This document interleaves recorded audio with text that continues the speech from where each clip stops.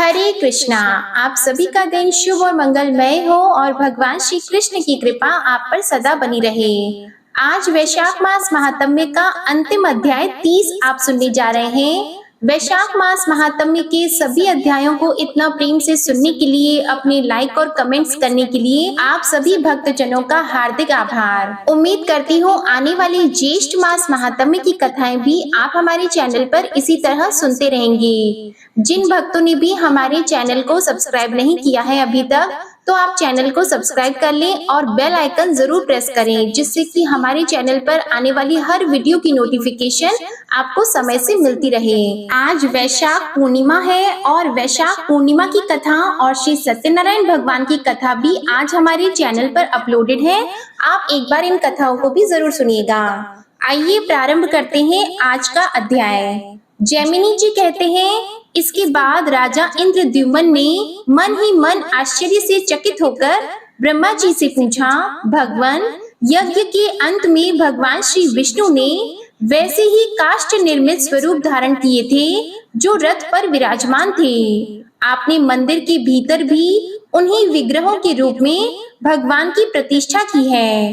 पहले आकाशवाणी ने भी मुझसे यही कहा था कि इस अपौरुषेय वृक्ष से भगवान 4 स्वरूपों में अभिव्यक्त होंगे, परंतु इस समय ये एक सच्चिदानंद घन ब्रह्म रूप में प्रतिष्ठित दिखाई देते हैं। प्रभु, यदि आप मुझे इस रहस्य को सुनने का अधिकारी समझते हैं तो ठीक ठीक बताइए। तब ब्रह्मा जी कहने लगे, राजन, यह काष्ठ की मूर्ति है, ऐसा सोचकर तुम्हारे मन में इसके प्रति साधारण प्रतिमा बुद्धि न हो। वास्तव में यह पर ब्रह्मा का स्वरूप है। जो विदारण करे या दान दे उसको दारू कहते हैं। पर ब्रह्मा परमात्मा स्वभाव से ही सब दुखों का विदारण और अखंड आनंद का दान करते हैं, इसलिए उनका नाम दारू है। इस प्रकार चारों वेदों के अनुसार भगवान श्री हरि दारूमय हैं। वे जगत के सृष्टा हैं, इसलिए उन्होंने अपने को भी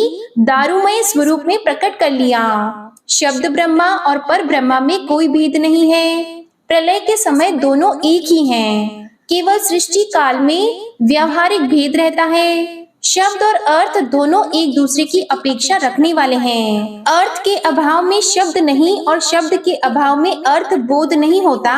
इसलिए चारों वेद जैसे शब्द हैं, वैसे ही अर्थ भी हैं। भगवान हलधर ऋग्वेद स्वरूप है, नरसिंह जी साम वेद रूप हैं, सुभद्रा देवी यजुर्वेद की मूर्ति है और यह सुदर्शन चक्र अथर्व वेद का स्वरूप माना गया है।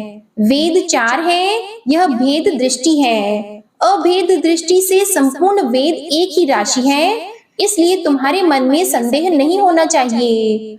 एक ही सर्वव्यापी भगवान अनेक रूपों में व्यक्त होते हैं। अन्य अवतारों में भी वे इसी न्याय से बर्ताव करते हैं। राजन, इस प्रकार मैंने तुमसे भगवान जगन्नाथ जी के भेद और अभेद दोनों ही बताए हैं। जिससे तुम्हारे मन को संतोष हो, उसी दृष्टि से भक्ति पूर्वक भगवान की आराधना करो। भगवान सर्व रूपमय हैं और सर्व मंत्रमय हैं। जो जिस प्रकार उनकी आराधना करता है, उसे वे उसी प्रकार फल देते हैं। इसी महिमा से भगवान विष्णु यहाँ प्रकट हुए हैं। जिसका जितना विश्वास है उसे उतनी सिद्धि प्राप्त होती है। तुम शुद्ध मन से मन, वाणी और क्रिया द्वारा यहाँ दारू विग्रह अर्थात काष्ठमय स्वरूप धारण करने वाले भगवान गोविंद की आराधना करो और इस मंत्र राज के द्वारा श्री हरि की पूजा किया करो। इस मंत्र से बढ़कर दूसरा कोई मंत्र नहीं हुआ है और ना ही होगा। इससे पूजित होने पर भगवान विष्णु तत्काल प्रसन्न होते हैं तथा भक्त वत्सल भगवान अपना परम धाम देते हैं। राजन, मैं तुमसे एक तत्व की बात कहता हूँ, ध्यान देकर सुनो। समुद्र के तट पर वट वृक्ष के मूल के समीप नीलाचल पर्वत के शिखर पर निवास करने वाले जो काष्ठमयी मूर्ति के व्याज से साक्षात अमृतमयी पर ब्रह्मा है, उनका दर्शन करके मनुष्य निश्चय ही मोक्ष को प्राप्त होता है। ब्रह्मा जी ने लोक शिक्षा के लिए राजा से यह सब कहकर पहले प्रकाश में आए हुए भगवान विष्णु के चतुर्विध स्वरूप को प्रकट किया। रथ से उतारते समय जो 4 मूर्तियां देखी गई हैं, अब वे ही सिंहासन के ऊपर विराजमान हो गईं। यह सब लोगों ने प्रत्यक्ष देखा। इसके बाद ब्रह्मा जी ने 12 अक्षर मंत्र से बलभद्र जी की, पुरुष सूक्त से भगवान नारायण की, देवी सूक्त से सुभद्रा जी की तथा 12 अक्षर मंत्र ओम नमो भगवते वासुदेव से सुदर्शन चक्र की पूजा की। उसके बाद राजा पर अनुग्रह करने के लिए उन्होंने भगवान से इस प्रकार निवेदन किया। ब्रह्मा जी बोले, भगवान, भक्तों पर अनुग्रह करने वाले देव देवेश्वर इंद्रद्युम्न दीर्घ काल से आपकी भक्ति करते आ रहे हैं और अब इन्हें आपका दर्शन हुआ है। भगवान, यद्यपि आपका दर्शन सायुज्य मुक्ति का कारण है, तो भी ये भक्ति योग के द्वारा आपकी पूजा करने की ही अभिलाषा रखते हैं। इसलिए इन्हें आज्ञा दीजिए जिससे ये भक्ति योग के द्वारा देश काल उचित व्रत आदि तथा भांति भांति के उपचारों से आपकी पूजा करते रहें। ब्रह्मा जी के द्वारा इस प्रकार निवेदन करने पर काष्ठमय शरीर धारण किए होने पर भी भगवान ने मुस्कुराते हुए गंभीर वाणी में कहा, इंद्रद्युम्न, मैं तुम्हारी भक्ति और निष्काम कर्मों से बहुत ही प्रसन्न हूँ। मुझ में तुम्हारी स्थिर भक्ति हो। करोड़ों का धन लगाकर जो तुमने मेरा मंदिर बनवाया है, इसके भंग हो जाने पर भी मैं इस स्थान का परित्याग नहीं करूँगा। कालांतर में भी जो कोई दूसरा पुरुष यहाँ मंदिर बनवाएगा, तुम्हारे प्रेम से उसमें भी मेरी स्थिति रहेगी। मंदिर भंग होने पर भी मैं इस स्थान का कभी त्याग नहीं करूँगा। जब तक ब्रह्मा जी का दूसरा परार्थ पूरा होगा, तब तक इस काष्ठमय विग्रह से ही मैं यहाँ निवास करूँगा। सत्य युग के प्रथम ज्येष्ठ में यज्ञ का प्रारंभ हुआ और ज्येष्ठ की अमावस्या को मैंने अवतार लिया है। वही मेरा पवित्र जन्मदिन है। उस दिन महास्नान की विधि से प्रत्यर्चा में अधिवास पूर्वक मुझे स्नान कराना चाहिए। ऐसा करने से मैं कोटि जन्मों में उपार्जित पाप राशि का विनाश कर डालूंगा। उस दिन मेरा दर्शन करने वालों को संपूर्ण तीर्थों, यज्ञों और दानों का फल प्राप्त होगा। वट वृक्ष के उत्तर एक सर्व तीर्थमय कूप है, उसे खोदकर प्रकाश में लाओ। ज्येष्ठ मास की अमावस्या को प्रातः काल मुझको, बलभद्र जी को और सुभद्रा को उस कूप के जल से स्नान कराकर मनुष्य मेरे लोक को प्राप्त कर लेगा। आषाढ़ मास के शुक्ल द्वितीया तिथि को यदि पुष्य नक्षत्र से युक्त हो तो वह इस तीर्थ में मोक्षदायिनी मानी गई है। नक्षत्र के अभाव में भी मेरी प्रसन्नता के लिए उस तिथि को यात्रा करनी चाहिए। आषाढ़ शुक्ल पक्ष की पुष्य नक्षत्र युक्त द्वितीया तिथि को मुझको, बलभद्र जी को, सुभद्रा को रथ पर बिठाकर महान उत्सव के लिए बहुत से ब्राह्मणों को तृप्त करके गुंडी चाम मंडप नामक स्थान को ले जाना चाहिए, जहाँ पहले मैं प्रकट हुआ था। सहस्त्र अश्वमेध यज्ञ की महावेदी उस समय वही थी। उससे बढ़कर पवित्र स्थान इस पृथ्वी पर दूसरा नहीं है। जैसे ब्रह्मा के अनुरोध से और तुम्हारे बनवाए हुए इस महामंदिर से इस समय यह नीलाचल का शिखर मेरी अत्यंत प्रसन्नता का कारण हो रहा है, उसी प्रकार नरसिंह क्षेत्र में तुम्हारे यज्ञ की वह महावेदी और मेरी उत्पत्ति का वह मंडप मुझे अत्यंत प्रसन्नता देने वाला है। मैं बहुत समय तक वहां स्थित रहा हूँ, इसलिए उस पर मेरा बहुत प्रेम है। मैं यहाँ तुम्हारी भक्ति से सदैव स्थित रहूंगा। मेरे उत्थान अर्थात हरिबोधिनी एकादशी, मेरे शयन यानी हरिशयनी एकादशी, मेरे करवट बदलने वाली भाद्रपद शुक्ला एकादशी, मेरे मार्ग प्रावरण तथा पुष्य स्नान का महोत्सव करें। फाल्गुन की पूर्णिमा को मेरे लिए दोलोत्सव करना चाहिए।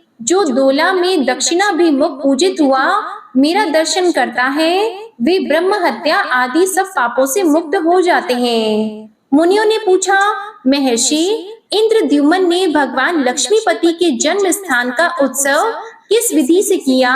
इसके अलावा भगवान के अन्य सब उत्सवों का भी विधि पूर्वक वर्णन कीजिए। तब जैमिनी जी ने उनकी प्रसन्नता के लिए सारा वृतांत विधि पूर्वक सुनाया। यह सारा वृतांत सुनने के बाद मुनियों ने पूछा, भगवान, विष्णु भक्त राजा इंद्रद्युम्न ने मंदिर की प्रतिष्ठा के बाद कौन सा कार्य किया? तब जैमिनी जी बोले, साक्षात ब्रह्म स्वरूप जगन्नाथ जी से वरदान पाकर नरश्रेष्ठ इंद्रद्युम्न ने अपने को कृतार्थ माना। भगवान की आज्ञा के अनुसार उन्होंने पुण्य और मोक्ष प्रदान करने वाली संपूर्ण यात्राएं करवाई। अनेक प्रकार के उपचारों से जगत गुरु श्री हरि की नाना प्रकार से पूजा की और राजा गाल श्वेत को भगवान की आज्ञा भली भांति समझाकर धर्म और न्याय से युक्त यह वचन कहा। राजन, तुम बहुश्रुत विद्वान हो, धर्म में तुम्हारी निष्ठा है, भगवान में भी मन, वाणी और क्रिया द्वारा तुम्हारी बड़ी भक्ति है। भगवान श्री हरि किसी एक के उपदेश के लिए अनुशासन नहीं करते।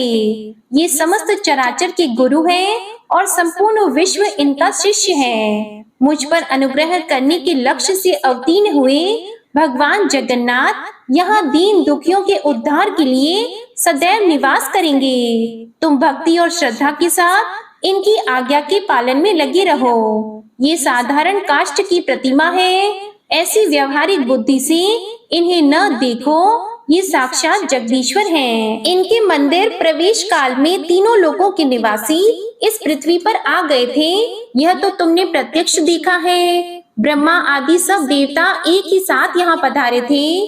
काष्ठ स्वरूप धारण करने वाले ये साक्षात चराचरमय विष्णु हैं। इन्हें पृथ्वी पर प्राप्त कल्प वृक्ष समझो, ये संपूर्ण कामनाओं को देने वाले हैं। इनकी उपासना करके जो जैसी कामना रखता है वैसा ही फल प्राप्त कर लेता है। ये अंधकार से परे अनिर्वचनीय ज्योति स्वरूप हैं। यति जन बहुधा प्रयत्न करके भी इन्हें यथार्थ रूप से नहीं जान पाते। नैष्ठिक ब्रह्मचर्य का पालन करने वाले शुद्ध धर्मनिष्ठ यतियों तथा अनन्य भक्ति से युक्त योगियों के एक ही मार्ग भगवान श्री हरि हैं। जैसे संतप्त मनुष्य ग्रीष्म ऋतु में शीतल और गहरे जलाशय में गोता लगाकर बड़े संतोष का अनुभव करता है, उसी प्रकार इन करुणा सागर भगवान पुरुषोत्तम के प्राप्त होने पर मनुष्य त्रिविध ताप जनित दुख को त्याग देता है। शरण में आए हुए दीन जनों का जैसे उपकार ये भगवान विष्णु करते हैं, वैसा माता, पिता, मित्र, पत्नी और पुत्र कोई भी नहीं कर सकता। इसलिए भोग और मोक्ष दोनों फलों को देने वाले इन जगदीश्वर का तुम दर्शन करो और पूर्ववासियों तथा प्रजाओं के द्वारा भगवान की विभिन्न यात्राओं को भली भांति संपन्न करते रहो। हे नृपश्रेष्ठ, सभी राजाओं के लिए धर्म का मार्ग एक सा ही है। किसी पूर्व पुरुष ने उसे चलाया है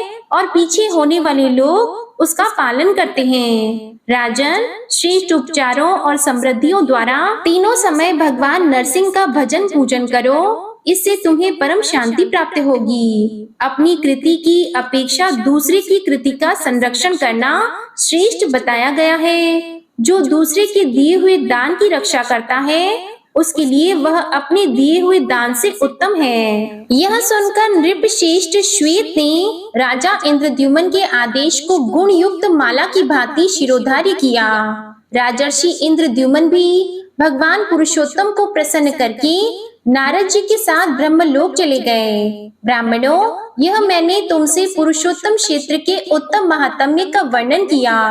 वहाँ नित्य निवास करने वाले दारू ब्रह्मा जगन्नाथ जी के महात्म्य को जो भक्ति पूर्वक सुनता है उसे अनेक अश्वमेध यज्ञों का फल प्राप्त होता है। स्वामी कार्तिकेय जी के बताए हुए अर्ध उदय योग की अपेक्षा इस विष्णु महात्म्य के कीर्तन का पुण्य अधिक है। जो प्रतिदिन प्रातः काल इसको सुनता है उसके लिए यह धन, यश, आयु, पुण्य तथा संतान की वृद्धि करने वाला है। स्वर्ग में प्रतिष्ठा रूप फल देता और सब पापों का ही नाश करता है। पुराण श्रवण के आरंभ में अपने वैभव के अनुसार तैयारी करनी चाहिए। पहले संकल्प करके पुराण पाठ श्रवण करने के लिए अति सुंदर आभूषणों तथा वस्त्र, चंदन और माला आदि के द्वारा विधि पूर्वक ब्राह्मण का वरण करें। वह ब्राह्मण शुद्ध कुल में उत्पन्न हो, किसी अंग से हीन न हो और शांत स्वभाव वाला हो, अपनी ही शाखा को मानने वाला तथा अपना पुरोहित हो और सब शास्त्रों के अर्थ को यथार्थ रूप से जानने वाला हो। वरण किए हुए ब्राह्मण को उत्तम आसन पर बिठाकर उसके गले में माला पहना दे और मस्तक पर भी पुष्प गर्भ माला रखें। चंदन से ब्राह्मण के ललाट में लेप करें। उस समय वह ब्राह्मण व्यास के समान मान्य होता है। उसी ब्राह्मण के द्वारा विष्णु स्वरूप पुस्तक पर श्रीखंड, अगरू आदि पुष्पों और नाना प्रकार की रुचिर उपचारों से व्यास पूजन कराएं। कथा सुनने के लिए आने जाने वाले लोगों के बैठने के निमित्त यथा योग्य आसन बनाकर रखें। स्वयं उत्तम आसन पर बैठकर उत्कंठित मन से कथा सुने अथवा झाड़ बुहार कर शुद्ध किए हुए स्थान में सबके साथ बैठें। व्यास के आगे ऊंचे आसन पर न बैठें। स्नान करके 2 शुद्ध वस्त्र धारण करें। आचमन करके शरीर में यथा स्थान तिलक करें और प्रसन्नता पूर्वक मन से भगवान विष्णु का ध्यान करते हुए कथा में विश्वास करें। पुराण, ब्राह्मण, देवता, मंत्र, कर्म, तीर्थ तथा बड़े बूढ़ों के वचन में विश्वास फलदायक होता है। सब पुण्य विश्वास का कारण है। पुराण श्रवण के समय पाखंडी आदि से बातचीत, व्यर्थ की बकवाद और सब प्रकार की चिंताओं का प्रयत्न पूर्वक त्याग करें। इसी विधि से प्रतिदिन प्रसन्नता पूर्वक कथा सुने। पाठ समाप्त होने पर बारंबार कर ताल आदि बजाकर जय कृष्ण जगन्नाथ हरे इत्यादि नामों का कीर्तन करें। कीर्तन इतने उच्च स्वर से होना चाहिए कि आकाश में उसकी ध्वनि गूंज उठे। इस प्रकार विष्णु भगवान की प्रीति के लिए प्रतिदिन कीर्तन करना चाहिए। इसके बाद ग्रंथ समाप्त होने पर भगवान विष्णु की प्रसन्नता के लिए बड़ी भक्ति के साथ वस्त्र, पुष्प, माला और आभूषण आदि की विशेष व्यवस्था करके व्यास समान माननीय आचार्य को विभूषित करें और अपनी शक्ति के अनुसार विधि पूर्वक दक्षिणा दे। दक्षिणा ऐसी देनी चाहिए जिससे आचार्य को संतोष हो जाए। शांति कर्म, पौष्टिक कर्म, व्रत बंध, विवाह आदि कर्म, मोक्ष साधक कर्म, पुराण श्रवण, यज्ञ आदि का अनुष्ठान, दान और अनेक प्रकार के व्रत ये यदि दक्षिणाहीन हो तो निष्फल हो जाते हैं। इसलिए यथाशक्ति तैयार कराए हुए अन्न से ब्राह्मणों को भोजन कराएं। मुनिवरों, इस प्रकार तुम लोगों से पुराण श्रवण की यह सांगोपांग विधि बताई गई। मुनि बोले, अहो, हमारा महान सौभाग्य है कि पाप राशि का विनाश करने वाला यह पुराण श्रवण का फल हमने आपके मुखारविंद से सुना। मुने, इस समय इसके फल की प्राप्ति के लिए हम आपको यथाशक्ति दक्षिणा देते हैं। इसे आप प्रसन्नता पूर्वक ग्रहण करें। यह कहकर उन अकिंचन मुनियों ने समिधा, कुशा, पुष्प, फल और अक्षत आदि जैमिनी जी को देकर बड़े हर्ष के साथ पुरुषोत्तम क्षेत्र को प्रस्थान किया। जय श्री कृष्णा। आज वैशाख मास महात्म्य का अंतिम अध्याय समाप्त हुआ। अब आप सुनिए विष्णु चालीसा का पाठ। विष्णु सुनिए विनय सेवक की चित लाए, कीरत कुछ वर्णन करो दीजिए ज्ञान बताए। नमो विष्णु भगवान खरारी, कष्ट नशावन अखिल बिहारी। प्रबल जगत में शक्ति तुम्हारी, त्रिभुवन फैल रही उजियारी। सुंदर रूप मनोहर सूरत, सरल स्वभाव मोहनी मूरत। तन पर पीतांबर अति सोहत, बैजंती माला मन मोहत। शंख चक्र कर गदा विराजे, देखत दैत्य असुर दल भाजे। सत्य धर्म मद लोभन गाजे, काम क्रोध मद लोभन छाजे। संत भक्त सज्जन मन रंजन, धनुज असुर दुष्टन दल गंजन। सुख उपजाए कष्ट सब भंजन, दोष मिटाय करत जन सज्जन। पाप काट भव सिंधु उतारण, कष्ट नाश कर भक्त उबारण। करत अनेक रूप प्रभु धारण, केवल आप भक्ति के कारण। धरणी धेनु बन तुम ही पुकारा, तब तुम रूप राम का धारा। भार उतार असुर दल मारा, रावण आदिक को संहारा। आप वराह रूप बनाया, हिरण्याक्ष को मार गिराया। धर्मस्य तन सिंधु बनाया, 14 रत्नन को निकलाया, अमिलख असुरन द्वंद मचाया, रूप मोहिनी आप दिखाया, देवों को अमृत पान कराया, असुरन को छवि से बहलाया, कूर्म रूप धर सिंधु मझाया, मंदराचल गिरि तुरत उठाया, शंकर का तुम फंद छुड़ाया, भस्मासुर को रूप दिखाया, वेदन को जब असुर डुबाया, कर प्रबंध उन्हें ढूंढवाया, मोहित बन कर खल ही नचाया, उस ही कर से भस्म कराया, असुर जलंधर अति बलदाई, शंकर से उनकी न लड़ाई, हार पार शिव सकल बनाई, कीन सती से छल खल जाई, सुमिरन कीन तुम्हें शिव रानी, बतलाई सब विपत कहानी, तब तुम बने मुनीश्वर ज्ञानी, वृंदा की सब सुरति भुलानी, देख 3 धनुज शैतानी, वृंदा आए तुम्हें लपटानी, हो स्पर्श धर्म क्षति मानी, हना असुर उर शिव शैतानी, तुमने ध्रुव प्रहलाद उबारे, हिरणाकुश आदिक खल मारे, गणिका और अजामिल तारे, बहुत भक्त भव सिंधु उतारे, हरहु सकल संताप हमारे, कृपा करहु हरि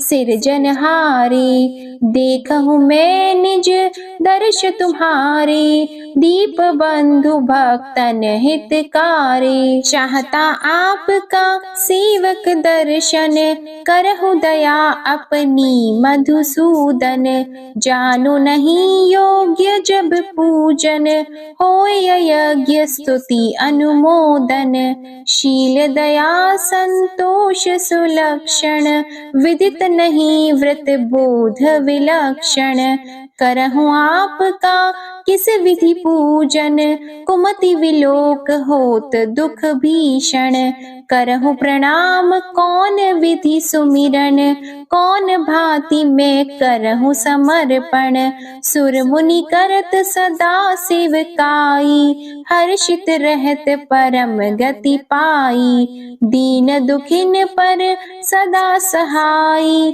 निज जन जान लेव अपनाई, पाप दोष संताप नशाओ, भव बंधन से मुक्त कराओ, सुत संपत्ति दे सुख उपजाओ, निज चरणन का दास बनाओ, निगम सदा ये विनय सुनावे, पढ़े सुने सो जन सुख पावे। श्री विष्णु चालीसा समाप्त होती है। प्रेम से बोलिए भगवान विष्णु और माता लक्ष्मी की जय। आपको आज की कथा पसंद आए तो वीडियो को लाइक करिएगा, शेयर करिएगा, कमेंट में भगवान श्री लक्ष्मी नारायण जी की जय लिखिएगा और चैनल को भी सब्सक्राइब करिएगा।